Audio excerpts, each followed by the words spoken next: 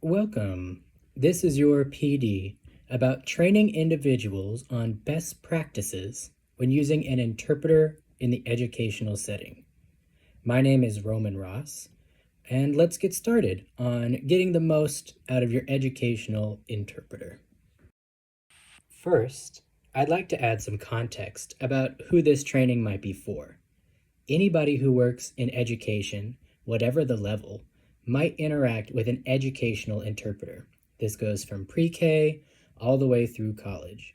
And the way you use an educational interpreter pretty much remains consistent, with one exception, which we'll hit at the very end.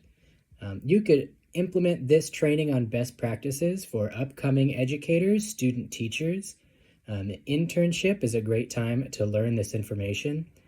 Any kind of speech and language specialist, including a reading specialist, a pathologist. Definitely your paraprofessionals. Paras work very closely with sign language interpreters to ensure student success. We need to cherish and highlight our paraprofessionals as frequently as possible. They do some of the hardest work with some of the least reward. And of course, you can train or offer this information to the families of the deaf students. Make sure you acknowledge from the very beginning what a sign language interpreter is, what do they do, and who are they for? Keeping it very simple, a sign language interpreter is someone who is fluent in 2 languages at least. So for example, we could say English, written, spoken, English, and a signed language.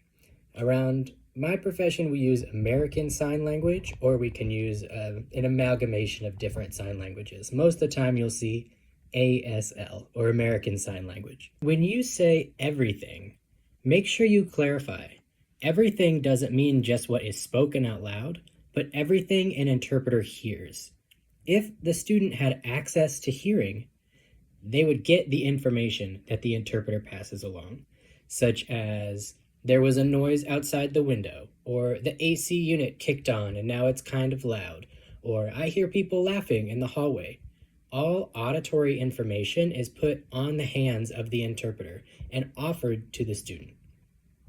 You might have experience with such students who use an interpreter, and you might think, well, they don't behave as though they have access to all possible information. An interpreter can't make a deaf child understand. They can't make a deaf child care. What they can do is remove the barrier that is only auditory information is being kept from them. If all auditory information is offered to the student, it levels the playing field. It puts them on par with their hearing peers. Speaking of peers, who is the educational interpreter for? Most of the time, they work with deaf students or students who refer to themselves as hard of hearing. There's no hard line between the two other than a cultural preference. It's up to that student to decide which term they identify with. Typically, you'll see deaf as a more popular identity for students who have a more severe hearing loss, or what you might call profound hearing loss.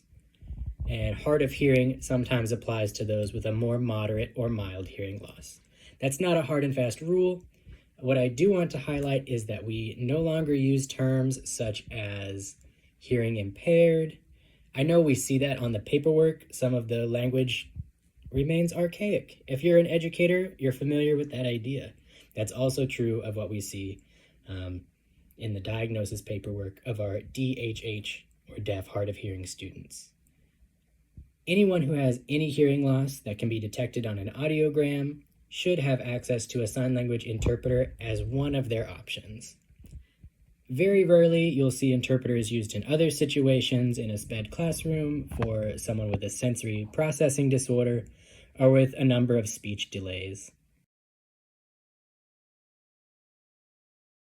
Especially when we refer to students who are hard of hearing, what comes to mind might be some of this interesting technology. If you have experience working with deaf or hard of hearing students, you might be familiar with the FN microphone you have to wear sometimes, or changing batteries in a hearing aid or a cochlear implant device, or a a bone-anchored hearing aid. There's all kinds of technology, and it grows and changes every single year. To keep it very simple, we call these HATs, hearing assistive technology.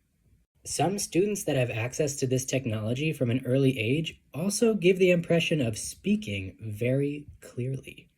When you interact with a student who has these technologies on their person and is connected via Bluetooth to a microphone you're speaking into, it might be confusing why the interpreter is present, especially when that student seems to be able to speak very clearly for themselves.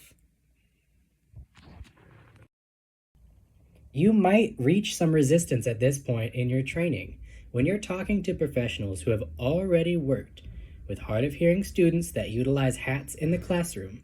You might hear from them, "My kids can hear fine. I know they can hear me when I talk." Let me play for you a simulation of what it's like to use a hearing aid and what it's like to use a cochlear implant. Then you can make up your mind about how strictly you want to enforce the use of interpreters and full access to language. A hearing aid is an external device that is worn, normally on the outside of the ear and molded in, amplifies acoustic sound. Sound comes in through a microphone on the front of the hearing aid, which faces whichever direction you're looking, and those same sounds, acoustically, are amplified into the auditory canal. Here's an example of what that might sound like to someone with hearing loss. A tree fell on the house. A tree fell on the house. A cochlear implant has two parts.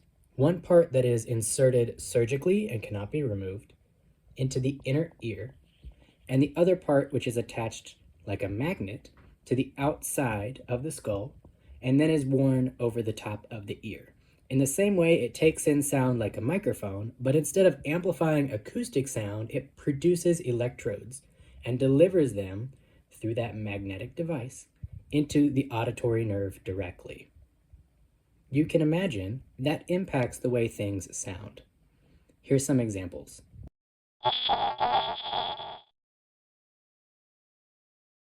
The silly boy is hiding.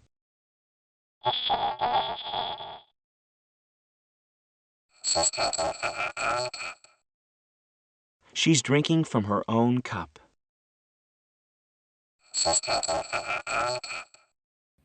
If you are able to distinguish what is being said, consider this.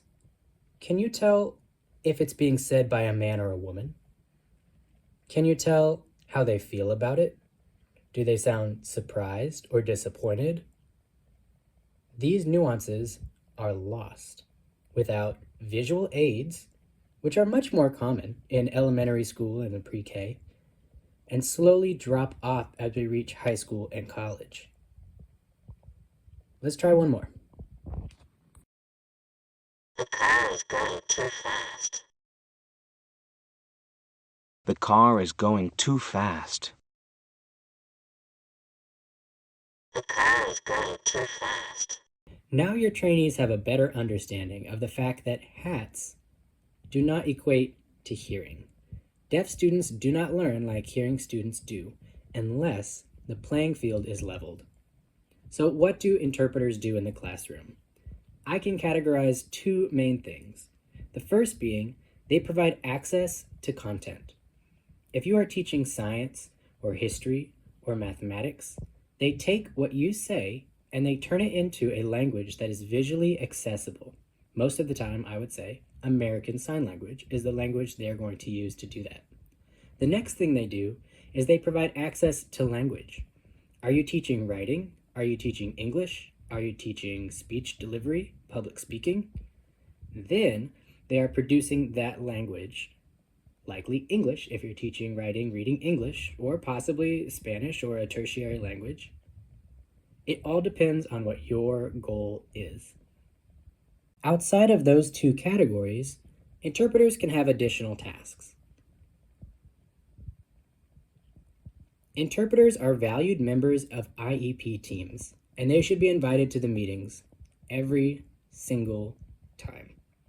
In fact, your ASL interpreter should be writing their own goals in the IEP that relate to language acquisition or communication milestones.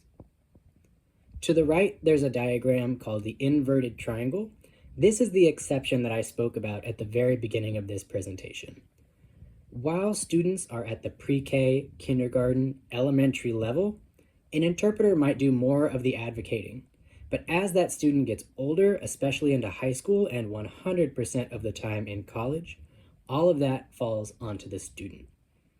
So when we have interpreters being used in a younger education level, the interpreter needs the opportunity to model that advocacy as frequently as possible, so that by the time that student reaches high school, they are fully independent.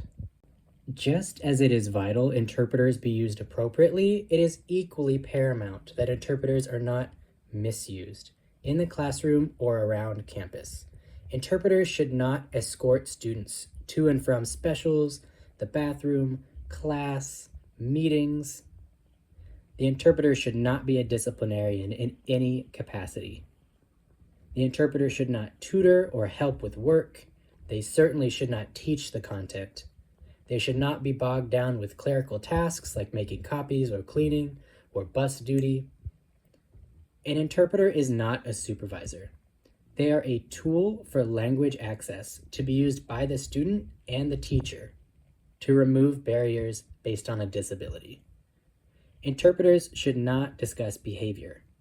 Some exceptions could be behavior based on social integration with language. An interpreter might make a comment to the IEP team that when slang is used, the student doesn't catch on very quickly. Then the teacher has that information if they want to purposefully practice some shortened language. To conclude, you should provide your trainees with a number of resources. Interpreters should be highly certified linguistic professionals. Registries exist in every state for interpreters to determine whether or not they are qualified or if they are in good standing with their certification. RID, or the Registry of Interpreters for the Deaf, is a great place to start, where you can also find the Code of Professional Conduct that all certified interpreters must follow. If you'd like to listen to more CI simulators or the hearing aid simulators, you can find the link in the description. You may also reach out to NAIE, the governing body on educational interpreters in the United States. If you have questions, please reach out. You may leave a comment. Thank you, and good luck with your training.